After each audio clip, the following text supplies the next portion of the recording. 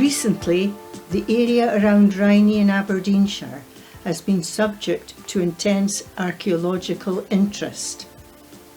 Archaeologists, led by Professor Gordon Noble of Aberdeen University, have discovered that there was a high-status Royal Pictish site at Barflat Farm, very close to the village of Rhynie.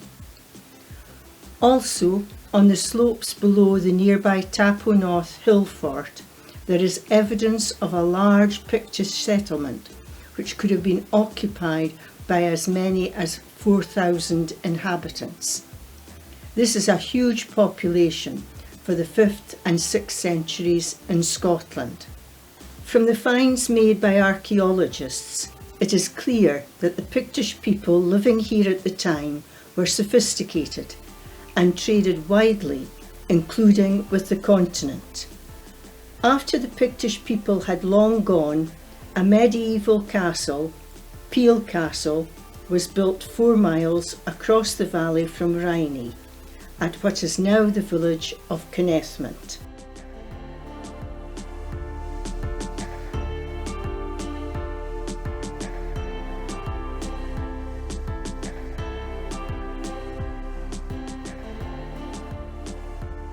James Leith of New Leslie built Leith Hall in 1650 on the medieval site of Peel Castle.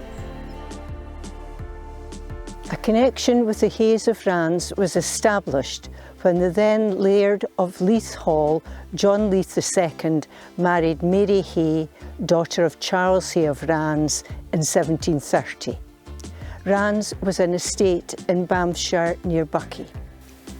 The last Rands Laird, Andrew Hay, died in 1789. He had had an eventful life and was a colourful character, not easily missed at 7 foot 2 tall. In 1745, after the Jacobite defeat at the Battle of Culloden, he was hidden for a time at Leith Hall by his Leith relatives. After several years on the run in Scotland, he escaped to France in 1752. Eventually, in 1780, he was pardoned by King George III. The document for this is actually in the library in Leith Hall. When he died in 1789, he left a significant fortune to his great-nephew Alexander, on the condition that he changed the family name to Leith-Hay.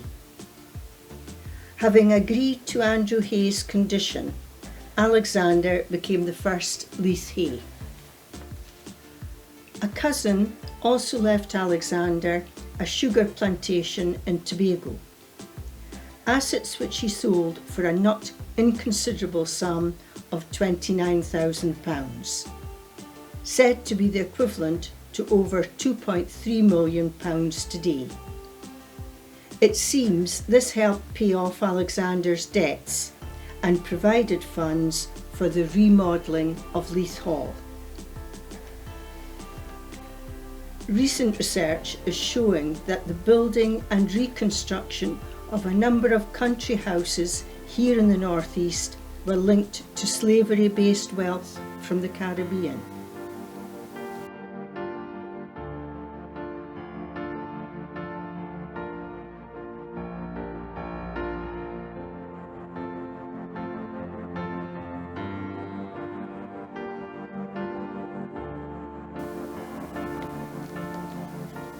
Like many large country houses, Leith Hall became a temporary hospital during the First World War. It was run by the Laird, Charles Edward Norman Leith-Hay, and Mrs. Leith-Hay until it closed in March 1919. The Royal Red Cross, 2nd class, was awarded by the King to the Laird's wife, Louisa Henrietta Valdivia Leith-Hay, who had acted as matron for the hospital. Leith Hall remained in the Leith-Hay family until 1945, when the hall, the grounds and the gardens were gifted to the National Trust for Scotland. However, Leith-Hay may have left some guests behind, as there have been reports of ghostly sightings in the hall.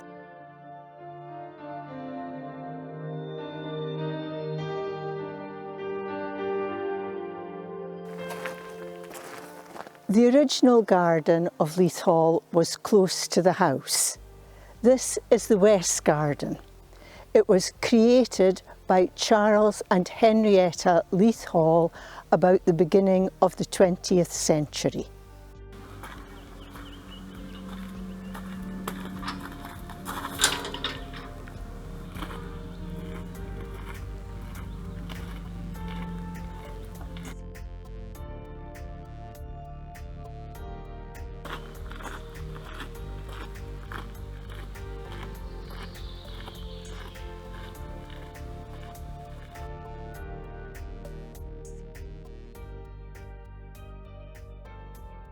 The zigzag, herbaceous and serpentine catmint borders provide a dazzling display.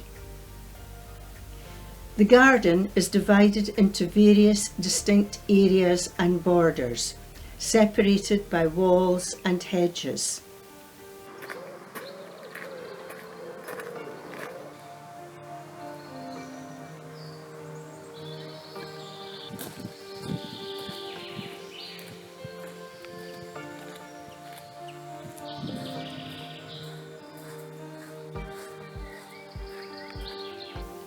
The Edwardian rock garden, originally created by Charles Leith-Hay, was rebuilt to the original design in 2013.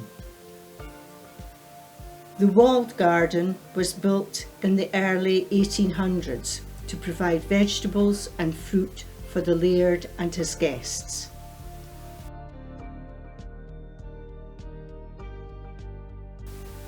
Another source of food for the laird would have been fish and ducks from the ponds, which were created to the southeast of Leith Hall.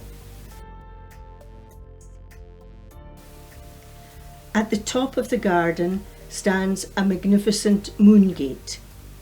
This harks back to an era of great interest in Chinese gardens and buildings.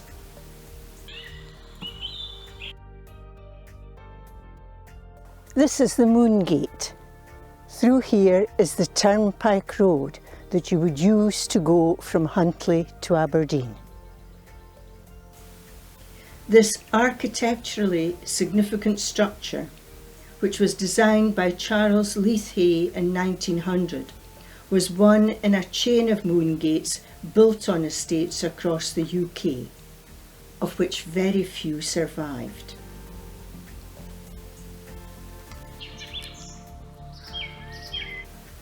A number of interesting stone artefacts are stored in this little shed. Until recently, these included two Pictish carved stones, the salmon stone and the wolf stone. The salmon and the wolf stone are now mounted at either side of the garden entrance.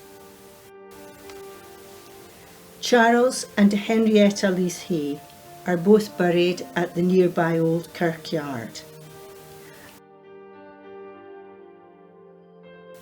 And we hope rest peacefully, as in 1858 the Great North of Scotland Railway was laid through the estate policies with a steep cutting almost undermining the graveyard.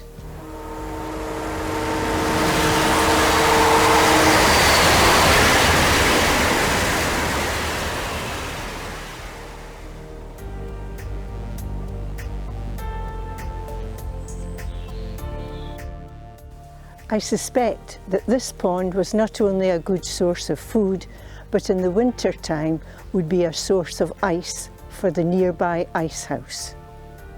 The ice house is buried into a bank for insulation. Once filled with ice, it would have preserved food for much of the year. The ice house was the equivalent in the Victorian country house of the refrigerator. Among the many magnificent trees at Leith Hall is an old sycamore known as the gallows tree or dole tree. It sits on a prominent mound and was once used as a gallows tree for those convicted under Baron's law. Doles is a Gaelic word meaning grief, and suggests that the site was once used as a place to mourn the dead of the clan.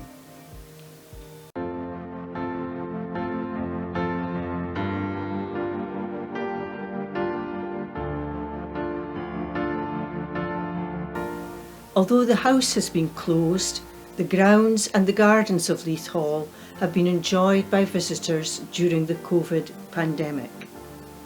The National Trust for Scotland intends to reopen Leith Hall House in 2022.